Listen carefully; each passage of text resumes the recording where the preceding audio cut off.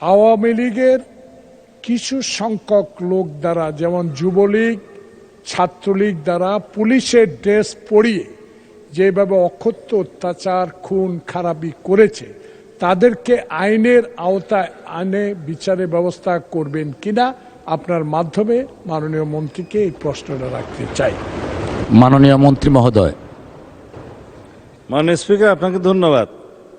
এই প্রশ্নের কিছু উত্তর মনে হয় আমি বিগত উত্তরের মধ্যে দিয়ে দিয়েছি। তারপরে শুধু সময় নষ্ট না করে পার্লামেন্টের সংক্ষিপ্তভাবে বলি, জুলাই অভ্যুত্থানকারীদের, জুলাই যোদ্ধাদের বিরুদ্ধে, সাধারণ জনগণের বিরুদ্ধে যারা সশস্ত্র হামলা চালিয়েছে, যে ড্রেস যেটাই হোক, সেটা যেই বাহিনীর ড্রেসই হোক, এবং আওয়ামী সন্ত্রাসী গোষ্ঠী, যুবলীগ, ছাত্রলীগ, যারা যেই বাহিনীর ড্রেসই পড়ুক, তারা সবাই অপরাধী এবং তাদের বিরুদ্ধে মামলা দায়ের হয়েছে, না হলে আপনারা দায়ের করবেন এবং সকল মামলার সুষ্ঠু তদন্ত হবে। বিচার করার দায়িত্ব বিচার বিভাগে, জুডিশিয়ারির, বিচার হবে ইনশাআল্লাহ।